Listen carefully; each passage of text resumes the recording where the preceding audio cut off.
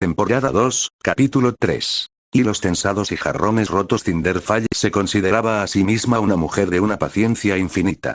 Para ella, la paciencia no era simplemente la capacidad de esperar. Era un arte, una disciplina fría y calculadora.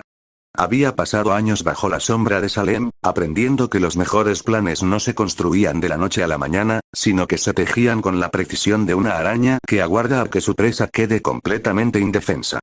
Había batallado demasiado, invertido demasiado tiempo y recursos en reclutar a Mercury Black. Sabía lo que el joven asesino valía en el campo de batalla. Conocía el potencial de sus piernas metálicas y la frialdad de su instinto. Por eso, no lo había matado. No todavía. Pero no haberlo ejecutado tras su monumental error con los recuerdos de la doncella no significaba, ni de lejos, que lo hubiera perdonado.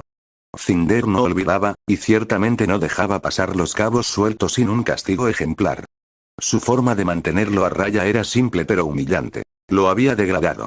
Lo había sacado del círculo de confianza donde operaban ella, Emerald y el perturbador Fenrir, y lo había enviado a los suburbios de Vale, obligándolo a hacer equipo con la escoria local. Ahora, Mercury se encontraba bajo las órdenes directas de Roman Torchwick y su silenciosa pero letal compañera, Neopolitan. Para alguien que se jactaba de su independencia y superioridad, aquello era un purgatorio en vida. La infiltración en las alturas. La misión de esa noche era, en teoría, bastante simple. Cinder necesitaba saber qué cartas estaban jugando los verdaderos peces gordos de Vale. Con la seguridad de la ciudad incrementándose tras los últimos altercados y el festival de Vital a la vuelta de la esquina, era crucial conocer los movimientos políticos del Consejo. El objetivo era una de las mansiones privadas más lujosas y resguardadas en las zonas altas de la ciudad, un bastión de opulencia que pertenecía a un joven miembro del Consejo de Vale. El sujeto en cuestión no estaba ahí por su brillantez política ni por sus méritos tácticos. Era un aristócrata inepto que simplemente había heredado el puesto tras la muerte de su padre. Un títere adinerado que disfrutaba de los privilegios del poder sin comprender la responsabilidad que conllevaba. El aire de la noche era fresco en las terrazas superiores de la mansión, pero el interior apestaba a exceso.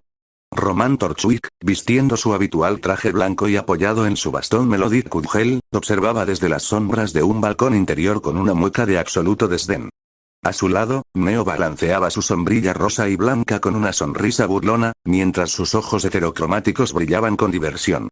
Atrás, con los brazos cruzados y una expresión de profundo fastidio, Mercury Black vigilaba el pasillo. «Míralo nada más», susurró Roman, acomodándose el sombrero de hongo. «Heredar un imperio y gastarlo en seda y vicios. Casi me hace sentir respeto por los criminales que de verdad trabajamos por nuestro dinero». Abajo, en la opulenta sala principal iluminada por candelabros de cristal de polvo, el joven consejero se relajaba en un diván de terciopelo. No estaba solo. Lo acompañaba una hermosa mujer fauno, una trabajadora de compañía de alto estatus, adornada con joyas que claramente el consejero le había pagado. El hombre estaba lo suficientemente ebrio y relajado como para dejar caer su guardia por completo, buscando impresionar a la mujer con secretos que un oficial del gobierno jamás debería pronunciar en voz alta. Sin saberlo, sus palabras estaban siendo grabadas y escuchadas atentamente por los tres intrusos ocultos en el piso superior. «Confesiones de un consejero ebrio, te lo digo en serio, mi amor», balbuceaba el consejero, agitando una copa de vino dorado. «Las cosas en el consejo están insoportables. Todo es un caos desde, ya sabes, desde lo que le pasó al hijo menor de la familia Schne». Mercury aguzó el oído en las sombras. El nombre de la dinastía más poderosa de Atlas siempre llamaba la atención. «La muerte de ese niño lo cambió todo», continuó el hombre, dejando escapar un suspiro frustrado. «El viejo Jacques Schne se ha vuelto completamente loco. Una persona sumamente paranoica. Siempre fue un hombre de negocios implacable, pero ahora es un monstruo impulsado por el miedo. Ha puesto todo tipo de trabas políticas y comerciales. Hay conflictos en cada sesión del consejo». La mujer fauno asentía con una timidez fingida, masajeando los hombros del consejero mientras recopilaba la información con la mirada fija. «¿Y qué hay de su otra hija?», preguntó ella con voz suave. «La que estudia aquí, en la Academia Beacon. ¿No teme por ella?». El consejero soltó una carcajada seca, llena de desprecio. «¿Weiss? A Jax no le importa en absoluto que esa chica esté metida en esa escuela de cazadores. Para él, ella solo es una pieza más en su tablero, o quizás un gasto prescindible ahora mismo. Al viejo no le importa Beacon. Le importa su control. Se ha vuelto tan sumamente paranoico que todos en el Consejo de Vale tenemos un miedo atroz. Si algo no le gusta, si siente el más mínimo rastro de inseguridad o una falta de respeto a su empresa, amenaza con cancelar por completo las exportaciones de polvo a nuestra propiedad. ¿Te imaginas lo que le pasaría a Vale si Atlas nos corta el suministro de polvo? Nos quedaríamos a oscuras. Seríamos carne de cañón para los Grimm. Román Torchwick sonrió en la oscuridad del balcón. Esa información era oro puro para los planes de Cinder. Si el suministro de polvo de la compañía Schne estaba en un punto de tensión tan frágil debido a la paranoia de Jax, un pequeño empujón en el lugar correcto causaría un colapso económico total. Pero las revelaciones del consejero no terminaban ahí. El hombre le dio un largo trago a su copa antes de inclinarse hacia la mujer, bajando la voz, aunque no lo suficiente para evadir los aguzados sentidos de los infiltrados. Y la cosa empeora. Se ha invertido una cantidad obscena de dinero en seguridad civil esta última semana.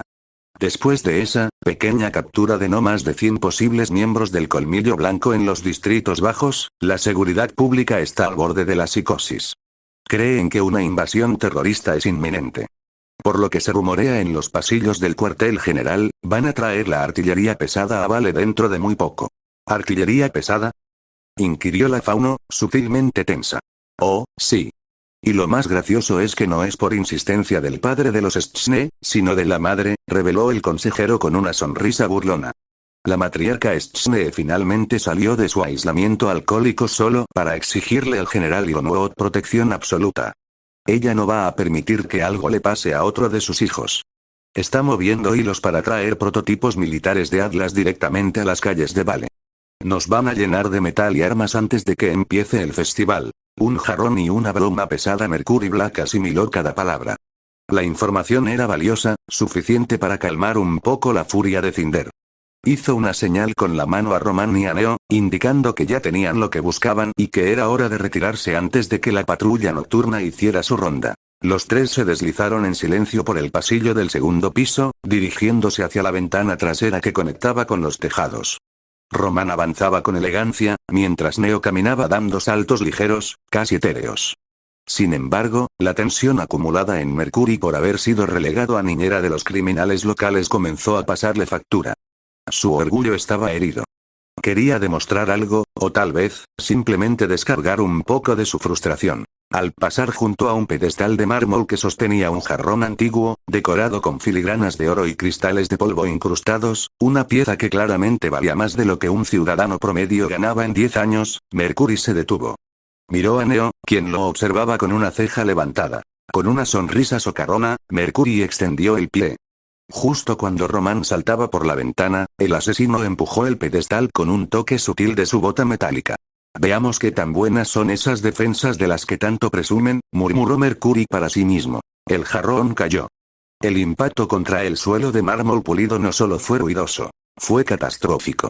El cristal de polvo inestable dentro de la estructura del jarrón reaccionó, creando una pequeña detonación sónica que hizo vibrar las ventanas de toda la mansión. En un parpadeo, el ambiente de lujo y quietud se transformó en un infierno de luces rojas parpadeantes y sirenas ensordecedoras. ¡Idiota!, exclamó Román desde el tejado exterior, pero no se detuvo a ayudarlo. Neo, mostrando una velocidad asombrosa, le dedicó a Mercury un saludo militar burlón antes de abrir su sombrilla y dejarse caer al vacío junto a Torchwick, desapareciendo en la oscuridad de la noche de forma instantánea.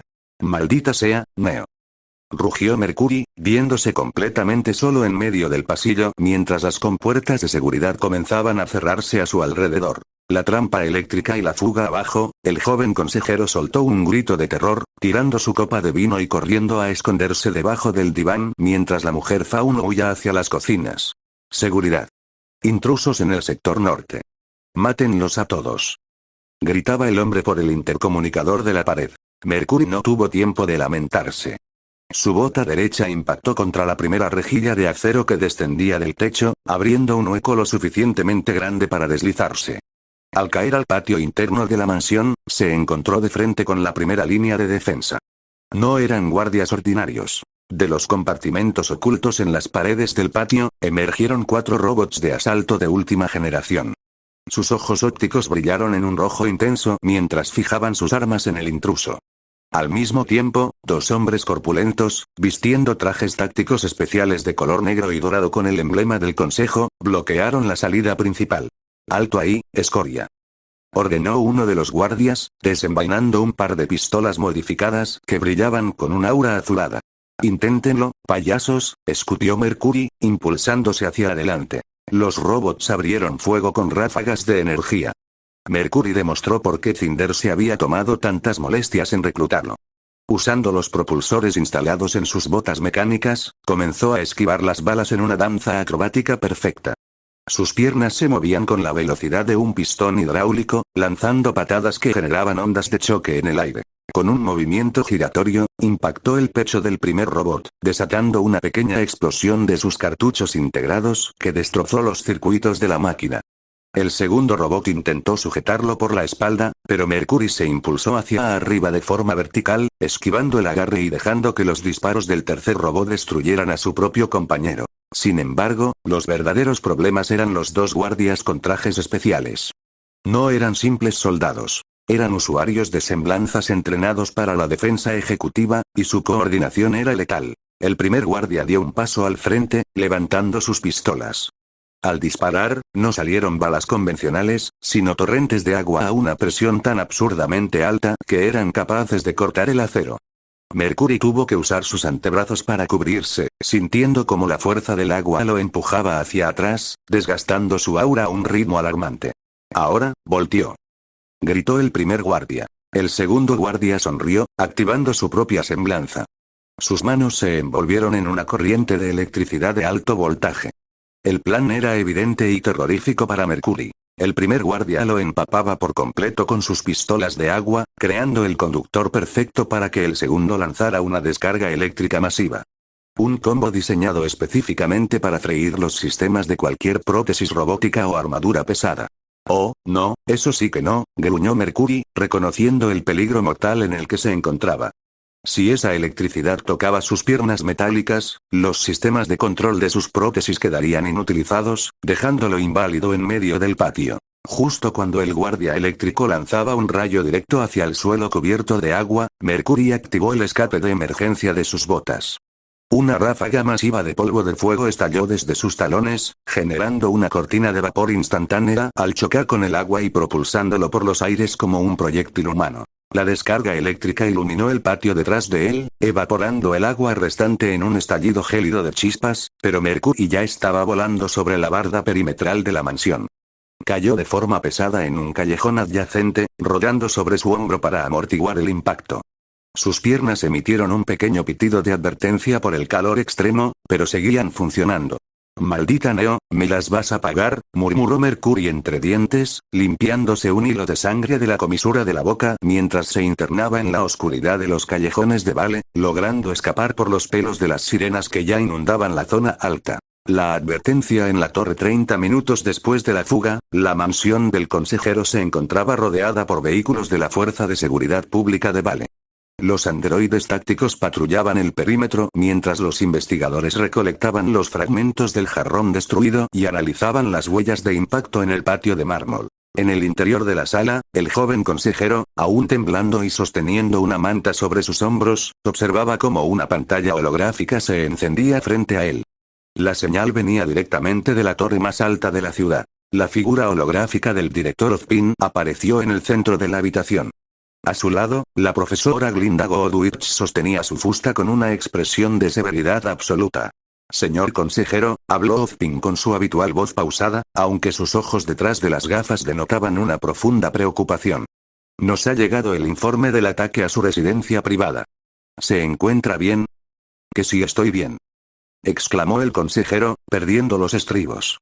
«Casi me matan en mi propia casa, Ozpin. Esos terroristas del colmillo blanco o lo que sean entraron hasta mi segundo piso. La seguridad de esta ciudad es un chiste». Glinda dio un paso al frente en el holograma, su voz cortante como el hielo. «Nuestros sistemas registraron firmas de combate que no corresponden a las tácticas habituales del colmillo blanco, señor. ¿Pudo ver a los atacantes?» El consejero se cruzó de brazos, intentando recuperar un poco de la dignidad que había perdido bajo el diván. «Uno de mis guardias de élite logró enfrentarlo directamente en el patio antes de que huyera. Dejó marcas de impactos balísticos muy específicos y quemaduras de polvo que no usan los faunos. Pero lo más importante, el guardia confirmó la naturaleza de su armamento. Ozpin se inclinó ligeramente hacia adelante, su atención capturada por completo. ¿A qué se refiere, consejero? El intruso usaba prótesis mecánicas de combate avanzado en las piernas. Estilo de pelea basado puramente en patadas de alta presión y propulsores integrados, sentenció el hombre, señalando los reportes tácticos que sus hombres estaban subiendo al sistema de la red de Beacon. Así que avísale a tus cazadores o a quien tengas que avisar, Ozpin. Encontré al hombre que estabas buscando. Está aquí, en Vale, y no trabaja solo. La transmisión se cortó. En la oficina de la torre de Beacon, el silencio que siguió fue sepulcral. Ozpin dejó caer su taza de café sobre el escritorio, mirando hacia la gran ventana que mostraba las luces de la ciudad de Vale en la distancia. La información que Weisschne y Black Belladonna habían estado buscando en secreto, la misma pista que Pirramicos había extraído de los dolorosos ecos de la doncella del otoño, finalmente tenía un rostro y una confirmación oficial. El cazador con prótesis robóticas de alto nivel estaba operando en las sombras de la ciudad. El tablero de ajedrez se había movido una vez más, y esta vez, el juego de máscaras estaba a punto de caer por completo.